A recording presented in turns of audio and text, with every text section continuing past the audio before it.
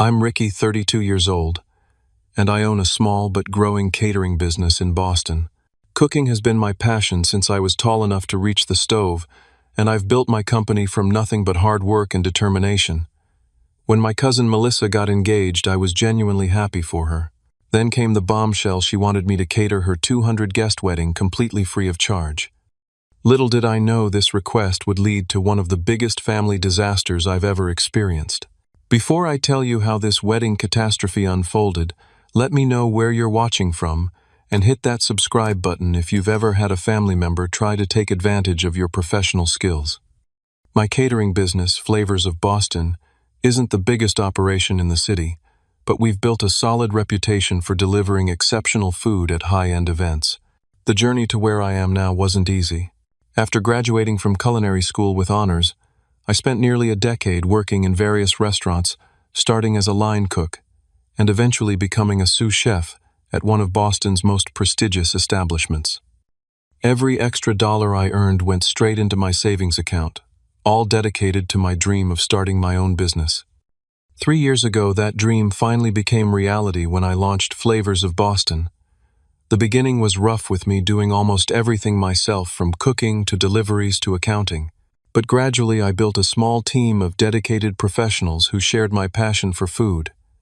Marcus, my sous chef and best friend since culinary school, was the first to join. He believed in my vision when it was nothing but talk over beers after long shifts.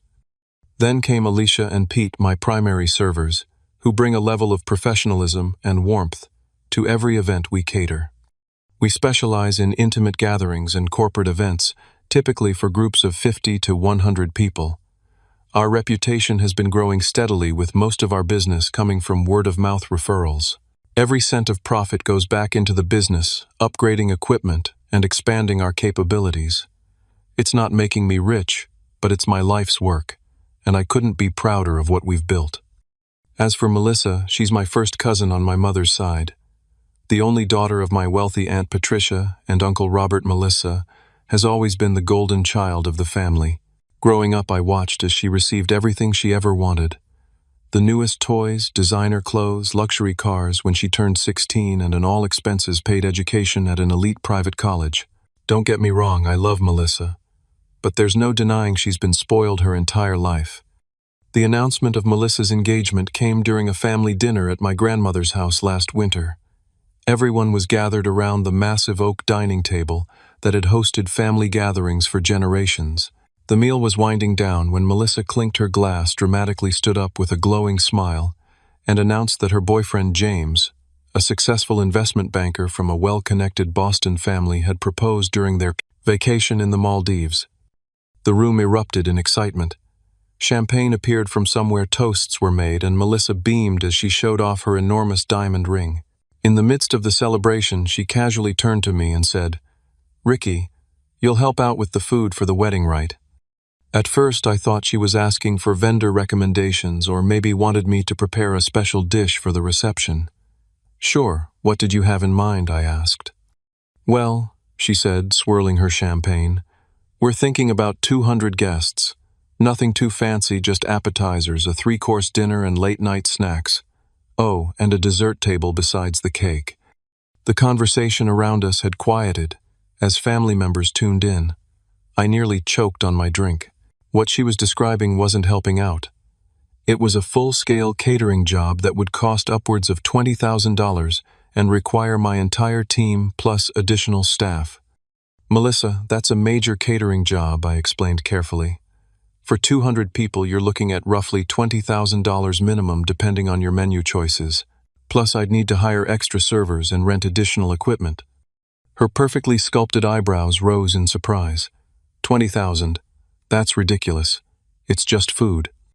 "It's not just food," I said, trying to keep my voice level.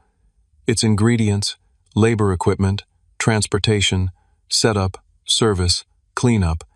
"But we're family," she interrupted, as if that single fact should invalidate the laws of business and economics. Then came the line that would echo in my head for months to come. "It'll be great exposure for your little business." I felt my face flush. Everyone was watching now. My business doesn't need exposure. We're fully booked 3 months out. Aunt Patricia chimed in. Ricky, don't be difficult. This is Melissa's special day. I looked around the table, hoping someone would back me up, but most eyes were cast downward, avoiding the conflict. My brother Jake caught my eye and gave me a subtle nod of support but remained silent. Can we discuss this later? I suggested, not wanting to ruin the engagement announcement. Melissa reached across the table and grabbed my hand, her eyes suddenly brimming with tears. Don't you want to be part of my special day? I always imagined having your food at my wedding. And there it was, the emotional manipulation that I should have seen coming from a mile away. Trapped between family expectations and business sense, I mumbled something about discussing details later and excused myself to help with the dishes, my mind already spinning with the disaster that was unfolding. The calls started the very next morning. First was Aunt Patricia, her voice honey-sweet, but with that underlying steel I'd known since childhood. Ricky, darling, I just wanted to check in about Melissa's wedding. You know how important this is to her. I understand it's important, Aunt Patricia, but what she's asking would cost my business thousands of dollars. I'd need to pay my staff, buy ingredients, rent equipment. Well, I just assumed you'd want to give her this as your wedding gift, she interrupted. After all, we've done so much for you over the years. I racked my brain trying to remember what exactly they had done for me besides the occasional birthday check and Christmas gifts. Unlike Melissa, I had worked through college, took out student loans for culinary school, and built my business without family financial support. I'm happy to give her a wedding gift, I replied. But this would be like asking Uncle Robert to give her a free house as his gift. The comparison didn't land well. That's completely different, and you know it, she snapped, her sweet tone evaporating. Your uncle is a successful real estate developer. You just cook food. I bit my tongue to keep from responding with something I'd regret. I need to get to work, Aunt Patricia. We can talk more later. Uncle Robert called that afternoon, his approach more direct. Son, you need to step up for family. This wedding is connecting us to the Sullivan family. Do you know how influential they are in Boston? James's father sits on the boards of 3 major banks. The implication was clear: this wedding was as much a business merger as a romantic union, at least in my uncle's eyes.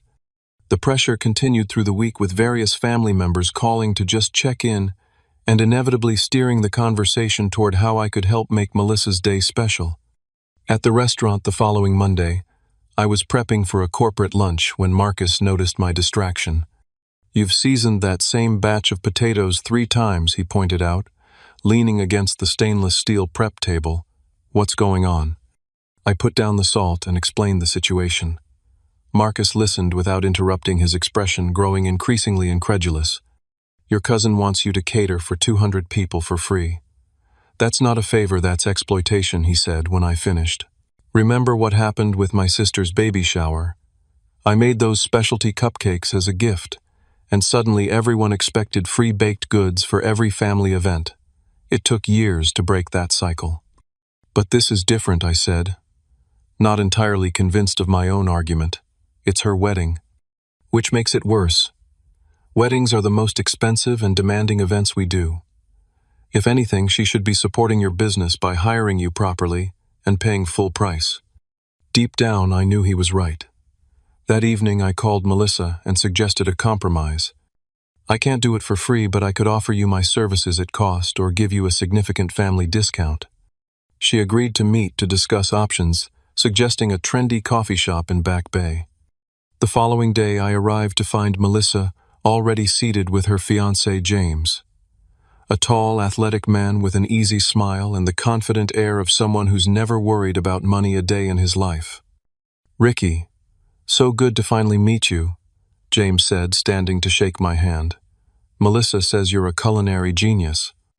That's very kind, I replied, somewhat surprised by the compliment. Congratulations on your engagement. We ordered coffee, and I pulled out a folder containing sample menus and cost breakdowns I'd prepared. I've put together some options that might work with your vision, I explained. This first one would be my actual cost. Ingredients, staff, wages, equipment, rental. The second has a 25% discount from my normal rates. James studied the papers with interest. These look excellent, actually. The seafood station is particularly... $20,000 is still ridiculous, Melissa cut in, not even glancing at the menus. We contacted other caterers who would do it for half that. Then perhaps you should hire them, I suggested gently. But they're not family, she countered. Do you know how many of my friends will be at this wedding? People who throw parties constantly. Other caterers would kill for this opportunity. I took a deep breath and decided to break it down as clearly as possible. Let me explain what goes into a wedding like yours. For 200 guests, we need approximately 400 pounds of ingredients costing roughly $6,000. My staff would include 8 servers working 12-hour days at $25 an hour. That's $2,400 in labor alone. Then there's equipment rental, transportation, liability insurance. But it'll be featured in Boston Society magazine. Melissa interrupted as if that settled everything. James's mother is on the board. Think of the publicity. Melissa James interjected carefully. Maybe we should consider Ricky's discount option. It seems reasonable. No, she said firmly. My cousin should want to be part of this special day. If he really cared about me, he wouldn't be nickel and diming my wedding. The conversation deteriorated from there. Melissa's voice rose with each exchange, drawing glances from nearby tables. When I tried once more to explain the financial reality, she burst into tears. I can't believe you're ruining this for me, she sobbed loudly. All I wanted was your support on the most important day of my life. James looked uncomfortable, caught between supporting his fiancée and recognizing the unreasonableness of her request. He mouthed sorry to me over Melissa's bowed head. I'd had enough. Standing up, I gathered my materials and said as calmly as possible, I love you, Melissa, but I can't do what you're asking. Call me when you're ready to discuss realistic options. Walking away, I felt a knot in my stomach. Part of me wondered if I was being selfish or overly rigid. The other part knew I was protecting not just my business but my self-respect. The Sunday after my disastrous coffee shop meeting with Melissa, our extended family gathered at grandmother's house for our monthly family dinner. These dinners had been a tradition since before I was born, a time when everyone set aside differences and came together over good food and conversation. This particular Sunday, however, the atmosphere was charged with tension from the moment I arrived. Grandmother's colonial-style home in Brookline had always been a sanctuary filled with the comforting smells of home cooking and the warmth of family. As I entered the familiar living room with its well-worn furniture and family photos covering every surface, conversations hushed momentarily before resuming with forced cheerfulness. Aunt Patricia barely acknowledged my greeting, busying herself with rearranging an already perfect table setting. Uncle Robert gave me a curt nod before returning to his conversation with my father. Only grandmother welcomed me with her usual warm embrace, whispering, "Whatever's happening, it will pass. Family always finds a way back to each other." I wished I could share her optimism. Dinner began pleasantly enough with discussions about the unusually warm spring weather and my cousin Thomas's new job. Then, inevitably, the conversation turned to Melissa's wedding plans. We found the most exquisite venue, Aunt Patricia announced. The Harrington Estate. They only host 5 weddings a year, but they made an exception for us because of Robert's connections. And the flowers will be imported directly from Holland, Melissa added. The florist says the arrangement will be absolutely breathtaking. My mother, always the peacemaker, asked, "Have you sorted out the catering arrangements?" The table fell silent. All eyes turned to me. "We're still figuring that out," Melissa said stiffly. I offered Melissa a significant family discount, I explained, trying to keep my voice neutral, but we couldn't come to an agreement on terms. Aunt Patricia put down her fork with a clatter. "Terms? She's your cousin, not a business client." "My business is my livelihood," I replied. "I employ people who depend on their salaries to pay rent and feed their families." "It's just one day," Uncle Robert joined in. "Surely you can make an exception." "Would you give away a house for free, Uncle Robert?" I asked. "Even to family?" His face reddened. "That's completely different. Real estate is a serious business. And catering isn't." My voice rose despite my efforts to stay calm. "All Melissa wants is your signature dish. At her special day," my aunt continued. "Is that really too much to ask?" Her special day involves feeding 200 people a 3-course meal plus appetizers and desserts, I clarified. That's thousands of dollars in costs that I would have to cover personally. My father cleared his throat. Ricky has a point about the costs involved. Perhaps there's a middle ground. I already offered several compromises, I said. All rejected. Because they weren't really compromises, Melissa snapped. You were still asking for thousands of dollars. My brother Jake, who had been uncharacteristically quiet, finally spoke up. Are you serious right now? Ricky built his business from nothing. No one handed him anything. And now you expect him to potentially bankrupt himself for your wedding. A wedding, by the way, that's already costing more than most people make in a year. Stay out of this, Jake, Aunt Patricia warned. No, I don't think I will, Jake continued. You've always expected everyone to bend over backward for Melissa. When does it stop? When she wants a free house from Uncle Robert. Free legal advice for life from Cousin Sarah. Where's the line? Aunt Patricia's face contorted with anger. How dare you speak to me like that? After everything we've done for this family. What exactly have you done? Jake challenged. Write checks from the fortune Grandpa left you. Throw lavish parties to impress your friends. Meanwhile, Ricky worked 60-hour weeks to build something of his own, and you treat it like it's a hobby he should happily set aside. That's enough. My grandmother's voice, rarely raised, cut through the argument like a knife. I will not have my family tearing each other apart at my table. A heavy silence fell. Grandmother looked around at each of us, her disappointment palpable. Whatever disagreements you have, you will find a respectful way to resolve them. We are family, and that means something in this house. The remainder of the dinner was painfully polite, with conversation limited to safe topics like the weather and recent movies. As we helped clear the table, my cousin Sarah, a lawyer who had remained silent during the argument, pulled me aside in the kitchen. I think you're right to stand your ground, she whispered. But please don't tell anyone I said that. I can't afford to get on Aunt Patricia's bad side right now. Why not? I asked. She's on the board of the hospital where I'm trying to get a position in the legal department, Sarah admitted. Family politics, right. After dinner, I was loading leftovers into my car when my parents approached. We understand your position, my mother said gently.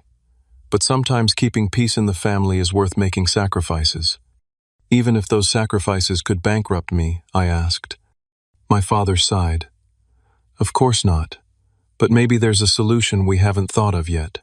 Something that would let you help without taking such a financial hit. I've proposed every compromise I can think of, I replied. At some point, I have to protect myself and my business. We know, son, my father said, squeezing my shoulder. Just try to keep the door open for reconciliation. As I drove home, my phone buzzed with a text from Melissa. Thanks for ruining dinner, too. If your business is so successful, why can't you help your own family? Maybe you're not as good a chef as you think you are. The passive-aggressive message stung more than it should have. Despite knowing I was in the right part of me, still felt like the villain in this family drama. The next day, I received a call from my aunt.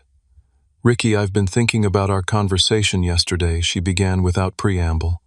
Yes, I replied cautiously. Perhaps we've been approaching this from the wrong angle. Melissa's wedding is an opportunity for you to showcase your skills to Boston's elite. Many of our guests own restaurants or host large events regularly. I appreciate that, Aunt Patricia, but... And it's not like your business is a major operation, she continued, as if I hadn't spoken.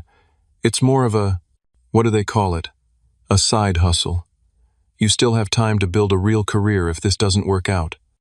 I was momentarily speechless. My side hustle involved 16-hour days, every penny I had, and the livelihoods of several employees. My business is very real, Aunt Patricia, I finally managed. And I've explained why I can't provide free catering for such a large event. Well, she replied coolly, I suppose we'll see how real it is when word gets around that you refuse to help your own family. Boston's a small town in some ways, Ricky. The threat was thinly veiled but clear: cooperate, or face potential damage to my reputation in the tight-knit Boston social circles where much of my business came from. As I hung up the phone, I realized the family divide was wider than I'd imagined, and the stakes were becoming uncomfortably high. 3 weeks after the tense family dinner, I was in the middle of a busy Friday night service at a corporate event when my phone started buzzing incessantly in my pocket. Assuming it was related to the event, I stepped into a quiet corner to check it. 6 missed calls from Melissa. It was nearly 9 o'clock. What could possibly be so urgent? I texted her quickly. In the middle of catering an event. Is everything okay? Her response came immediately.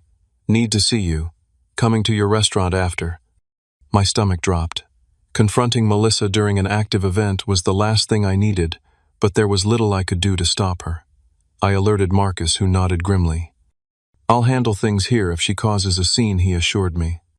The rest of the event passed in a blur of anxiety. We finished serving the main course and I was discussing dessert timing with the client when Marcus caught my eye and nodded toward the entrance. Melissa had arrived impeccably dressed in designer clothes that probably cost more than our monthly rent for the restaurant space. Keep things running, I told Marcus. I'll deal with this quickly. I approached Melissa, conscious of the curious glances from staff and guests. This isn't a good time, I said quietly. We're in the middle of service.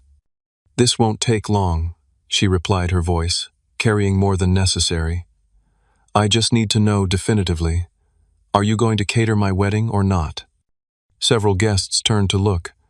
I guided Melissa toward the small office at the back of the venue, closing the door behind us. You know my position, I said. I can't do it for free, but I've offered several compromises. Which aren't acceptable, she countered. Do you know what family means, Ricky? It means supporting each other when you needed help, moving into your first apartment, who rented the truck, when you were saving for culinary school, who gave you $500 for your birthday. I remembered the truck. Uncle Robert had indeed helped with that, and the birthday money had been generous. But these gestures, while appreciated, hardly equaled the $20,000 in services she was now demanding. I'm grateful for everything the family has done for me, I said carefully, but what you're asking would seriously harm my business. I have employees who depend on their paychecks. I have other clients who've booked us months in advance. More important clients than me, she challenged. Clients who are paying for our services, I clarified. Look, I want to be part of your wedding. I've offered to do it at cost. I've offered a significant discount. I've even offered to create a special signature dish just for your reception. But I can't do the entire event for free. Melissa's expression hardened. She stood straighter, smoothing her designer dress. So that's your final answer. You're choosing money over family.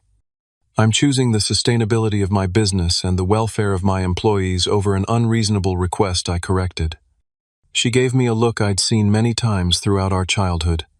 The same look she'd given when she didn't get her way with our grandparents. The same expression before she inevitably got whatever she wanted despite initial refusals. Fine, she said, her voice cold. I'll find someone better. Someone who understands what family really means. Then came the infamous eye roll that would later prove so prophetic. As she turned to leave, she paused at the door. Don't expect an invitation to the wedding. I wouldn't want to burden you with attending an event you clearly care so little about. After she left, I leaned against the desk, my hands trembling slightly with the adrenaline of confrontation. The relief of finally standing my ground was mixed with genuine anxiety about the family repercussions. Would this permanently damage my relationship with Melissa?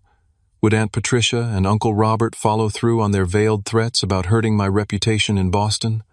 The following day, I met with my friend Rachel, a lawyer who specialized in small business issues. Over coffee, I explained the situation, including my aunt's implied threat. Could they actually damage my business reputation, I asked. Rachel considered this. Legally speaking, if they spread false information about your business practices, that could constitute defamation, but realistically it would be hard to prove, and family disputes like this rarely benefit from legal escalation. So what should I do? Document everything she advised.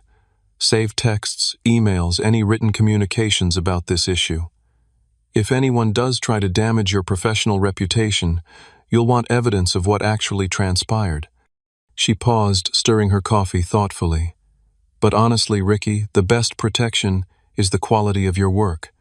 Boston's food scene is tight-knit, but professionals talk to each other. If your food and service are consistently excellent, A family squabble won't change that." Her words reassured me somewhat, but the knot of anxiety remained. That evening, I threw myself into work collaborating with Marcus on a high-profile charity gala we were catering the following week. The kitchen was my sanctuary, a place where problems had clear solutions, where creativity and precision yielded tangible, immediate results. As we tested a new appetizer recipe, Marcus watched me with concern. "You know you're doing the right thing, right?" I nodded, though, without full conviction. "This business isn't just about you," he continued. "It's about all of us. Alicia's saving for grad school. Pete just had a baby. If we did a 200-person wedding for free, we'd all feel it." He was right, of course. The business I'd built wasn't just my livelihood. It supported a small community of dedicated professionals who trusted me with their financial well-being. 2 days later, an elegant cream envelope arrived in my mail, Melissa's wedding invitation. I was surprised, given her parting words during our last encounter. Opening it, I found a formal invitation, along with a handwritten note. "Ricky, despite our disagreement, you're still family. I found another caterer who's excited about the opportunity to showcase their talents at our special day. Perhaps attending as a guest will help you understand what you're missing out on professionally. Melissa." The passive-aggressive tone was unmistakable. This wasn't an olive branch. It was another attempt to make me feel guilty and inadequate. For days I agonized over whether to attend. On one hand, missing a family wedding would only deepen the rift. On the other, watching another caterer serve food at an event I'd been deemed not good enough to cater felt like deliberate humiliation. After much consideration, I made my decision. I wouldn't attend the wedding. Instead, I accepted a catering job for that day, a small, intimate anniversary party that would keep me busy and productive rather than stewing in family drama. I texted Melissa my regrets. "I'm sorry I won't be able to attend your wedding.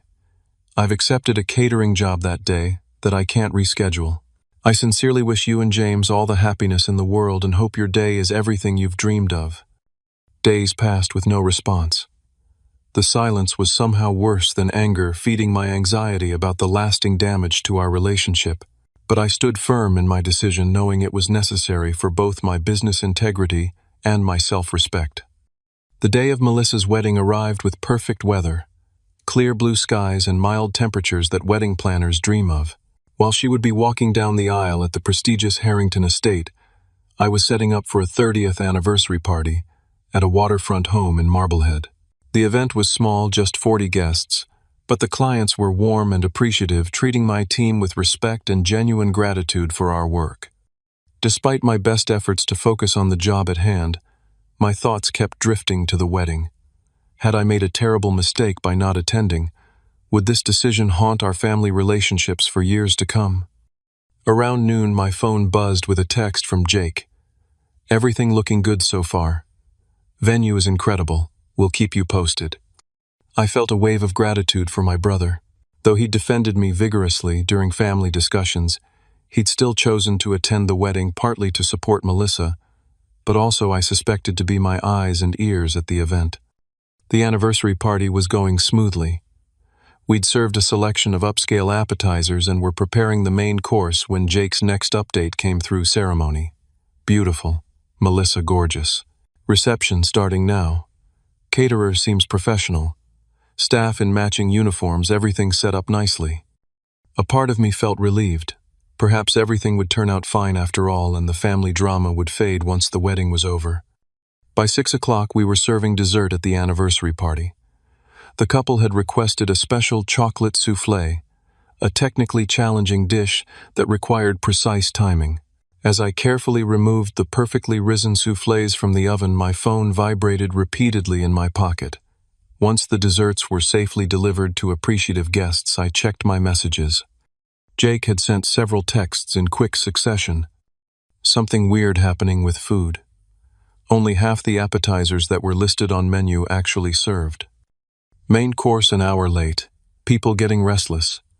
Food finally arrived. Portions tiny. Several people at my table got chicken that's still pink inside. Disaster unfolding. 2 guests already complained about undercooked food. Melissa in tears in bathroom. James's mother confronting caterer. Apparently, they massively underbid to get the contract and weren't prepared for this size event. My stomach churned as I read the messages. While a petty part of me felt vindicated, the larger part felt genuine sympathy for Melissa. No one deserves to have their wedding day ruined regardless of prior behavior. More texts followed throughout the evening. Several guests now sick. Someone called health inspector. James's father furious. Heard him telling Melissa they should have hired a professional instead of trying to save money. Caterer left. Just packed up and left after health inspector arrived. No dessert served. Reception ending early. James's mother telling everyone they're reconsidering their wedding gift, the house down payment. Melissa hysterical. As our event concluded successfully with happy clients and generous tips for the staff, I couldn't help but contrast it with the disaster unfolding at what should have been Melissa's perfect day. The final text from Jake came as we were packing up our equipment. Complete catastrophe. Many guests left early. James's parents having very public argument with Aunt Patricia and Uncle Robert about embarrassing their family and friends. Heard your name mentioned several times. Not in a good way. At first then someone said they should have listened to you. I didn't respond to Jake's messages. What could I say? I told you so? Seemed cruel given the circumstances.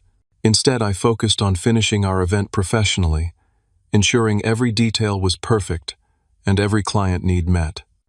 By the time I arrived home, exhausted from the long day, my phone showed multiple missed calls from various family members. Aunt Patricia, Uncle Robert, my parents, and even Melissa herself. I couldn't face any of them tonight. Whatever fallout was occurring needed to wait until morning when emotions might be less raw and I could approach the situation with a clear head. I turned off my phone, took a long shower and collapsed into bed, mentally preparing for the storm that would inevitably break the next day. Despite the vindication, I felt my last thoughts before drifting off to sleep were of Melissa's tears and disappointed guests.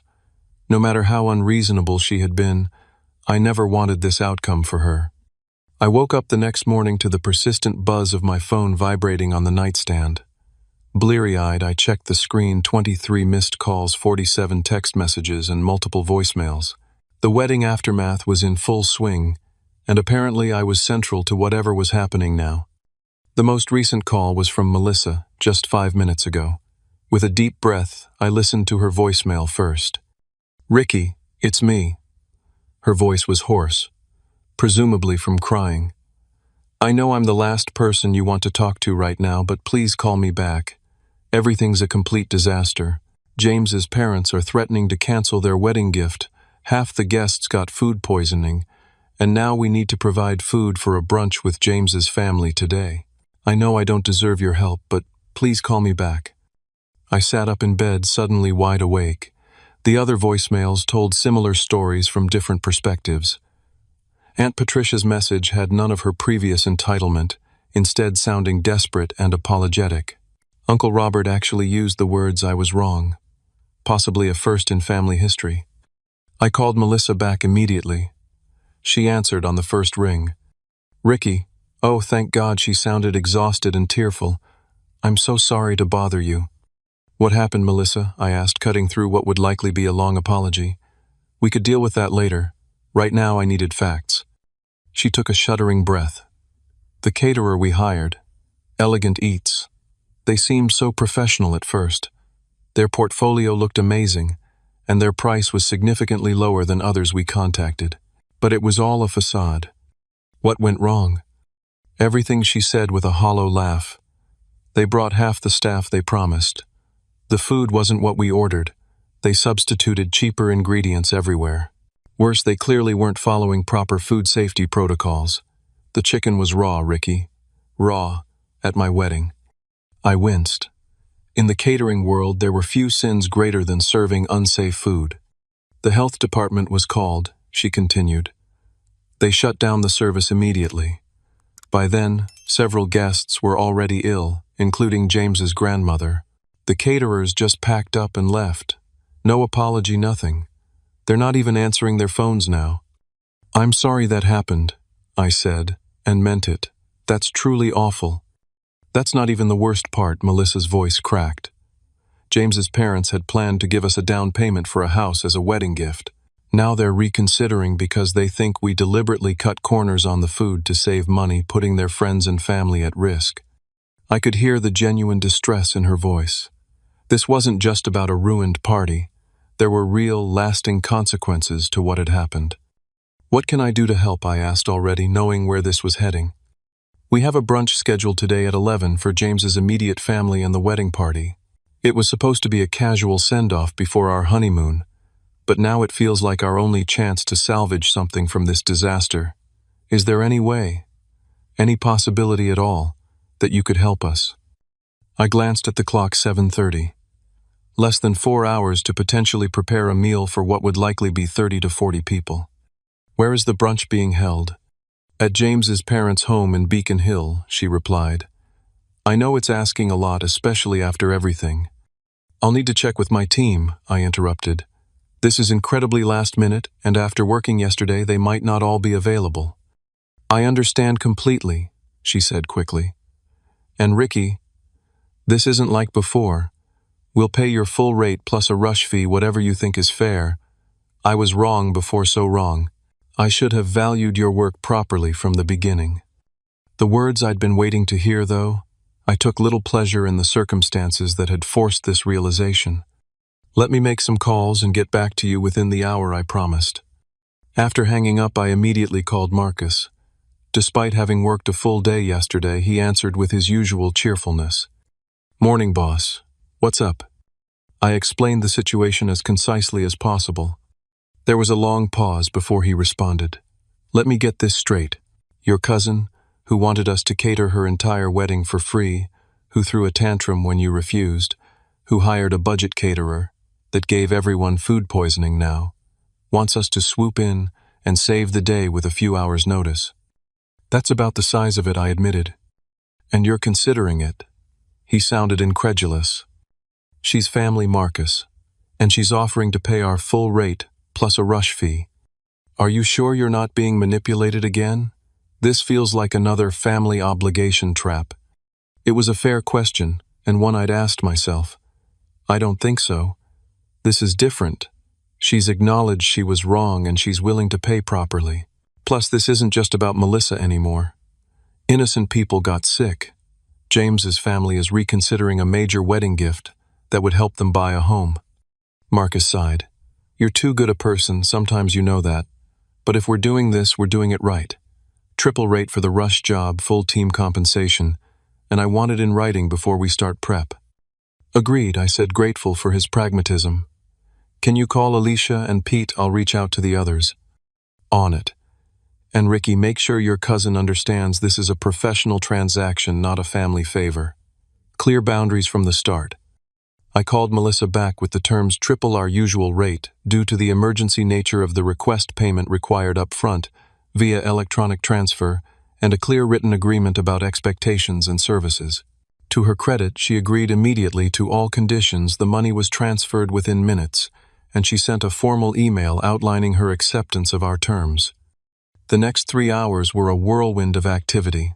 We raided our restaurant supplies, made emergency purchases from restaurant supply stores that had just opened, and designed a menu based on what we could realistically prepare in the limited time available. By 10:30, we arrived at the elegant Beacon Hill brownstone, owned by James's parents' equipment and ingredients in tow. The tension in the house was palpable. James's mother, a stern-looking woman with impeccable posture, watched our every move with skepticism.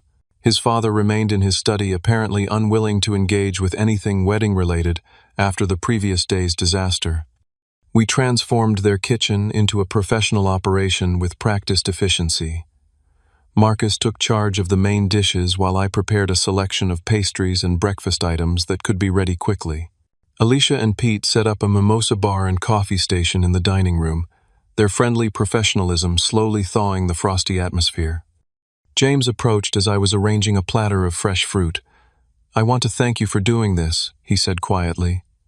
"I know the situation with Melissa put you in a difficult position before the wedding." "Water under the bridge," I assured him. "Today is about moving forward." Still, he hesitated. "I should tell you that I wanted to hire you properly from the start. I even offered to pay for it myself, but Melissa was, well determined to handle it her way. This revelation didn't surprise me, but it explained some of his discomfort during our coffee shop meeting. "What matters now is making this brunch special for your family," I said. "Give them something positive to remember from the wedding weekend." By 11, guests began to arrive. Family members and close friends still recovering from the wedding disaster. Many looked pale and tired, eyeing the food with understandable suspicion. I personally greeted each one, explaining the dishes we'd prepared and assuring them of our professional standards. The brunch itself went better than anyone could have expected. The food was simple but elegant. A selection of quiches, Belgian waffles with fresh berries, smoked salmon, with all the accompaniments, and my signature herb-roasted breakfast potatoes that had once been featured in Boston Magazine. Gradually the mood lightened. Conversation flowed more easily. Laughter occasionally broke through the earlier tension, and several guests made a point of complimenting the food. James's mother, initially so skeptical, pulled me aside mid-event. "This is exactly what should have happened yesterday," she said. "Professional, elegant, and most importantly edible." Her attempt at humor was stiff, but genuine. By the end of the brunch, the transformation was remarkable. James's father had emerged from his study, actually smiled at Melissa, and engaged in conversation with her parents. Whatever rift had formed was beginning to heal, buffered by good food and the relief of having salvaged at least part of the wedding celebration. As we packed up our equipment, Melissa approached me in the kitchen, her eyes red but dry. "I don't even know how to begin thanking you," she said. "The payment already cleared," I replied with a small smile. "That's thanks enough." "No, it's not about the money." She shook her head. "You saved us today. After I treated you so terribly, you still came through when we needed help. I don't deserve your kindness." I paused in my work, turning to face her fully. "Family is complicated, Melissa. We fight, we make mistakes, we learn. Hopefully." "I've definitely learned," she said with a rueful laugh. "The hard way. I should have valued your work from the beginning. I was so focused on having the perfect wedding that I lost sight of what really matters." Marcus caught my eye from across the kitchen, giving me a subtle nod of approval. The genuine remorse in Melissa's voice was unmistakable. "Consider it a very expensive lesson," I said, returning to packing up my knives. "One that hopefully none of us will need to repeat." "Definitely not," she agreed. "And Ricky, your food really is amazing. I should have been proud to pay for it, not trying to get it for free." As we finished loading our vehicles, James approached with an envelope. "This is in addition to the agreed payment," he said, handing it to me. "A token of our appreciation for saving the day." Inside was a generous tip for the entire team, along with a handwritten note promising referrals to their extensive social network. Not for exposure, but as a genuine recommendation of our professional services. It seemed the lesson had indeed been learned, though at a higher cost than anyone had anticipated. 6 months after the wedding debacle, my phone rang with a call from Melissa. Our relationship had been slowly mending with occasional family dinners and tentative text exchanges, but this was her first direct call since the brunch. "Ricky, I hope I'm not interrupting anything important," she began. "Just reviewing some menu ideas," I replied. "What's up?" "I have a potential client for you. My friend Charlotte is hosting a charity gala next month for the Children's Hospital. After hearing about how you saved our brunch, she's interested in hiring Flavors of Boston." I was momentarily speechless. This was exactly the type of high-profile event that could elevate a catering business to the next level. "That sounds great," I managed. "Would you mind connecting us via email?"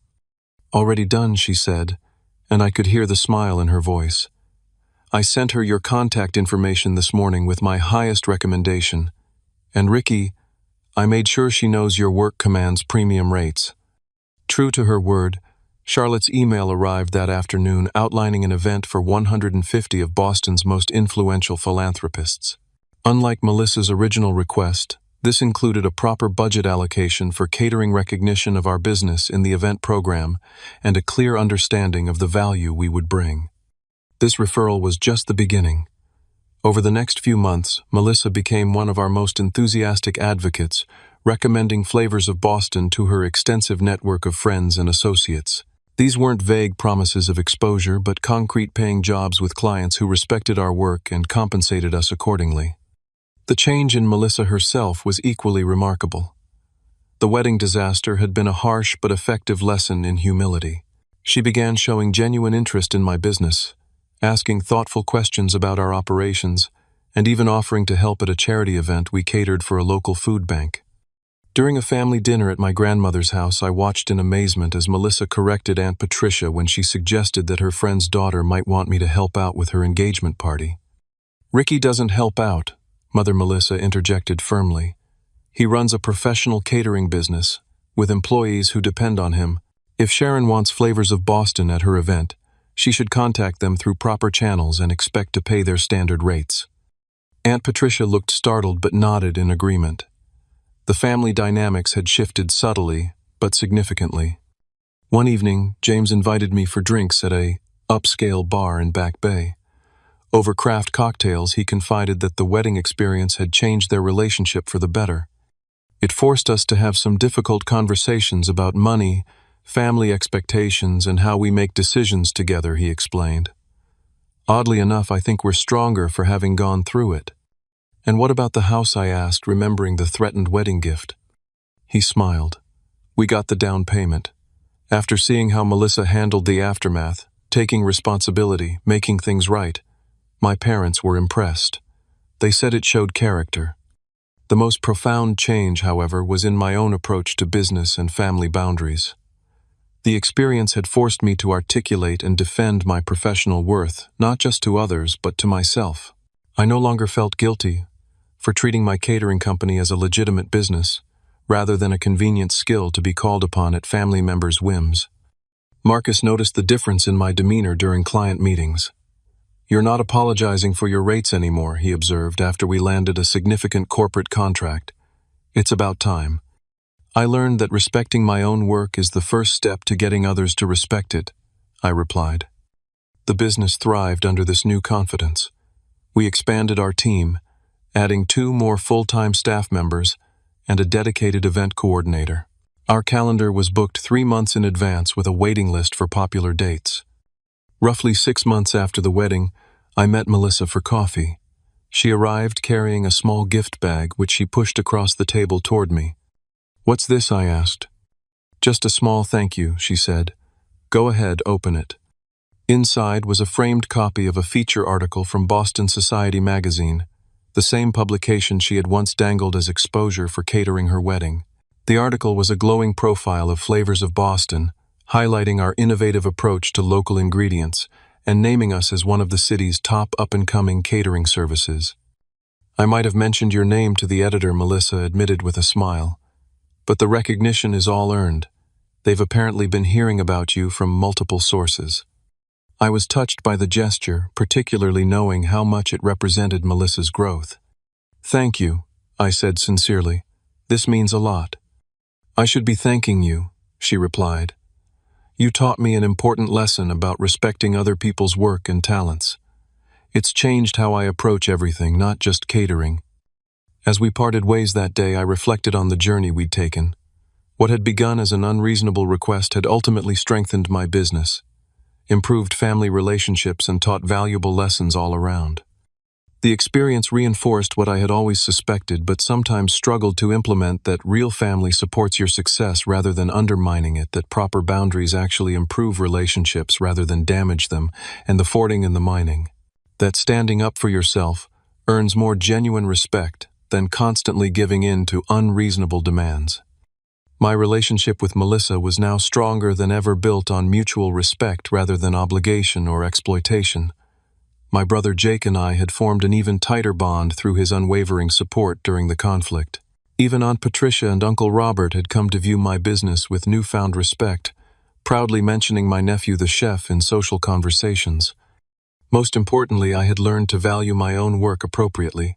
No more discounts out of guilt or obligation, no more apologizing for charging professional rates, no more questioning whether my business deserved the same respect as any other.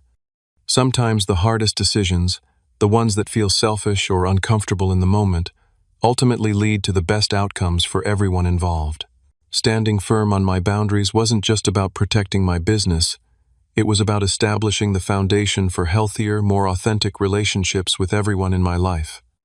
So if you're facing a similar situation with family or friends who don't value your professional skills, remember that respect is earned through standing up for yourself, not by giving in to unreasonable demands.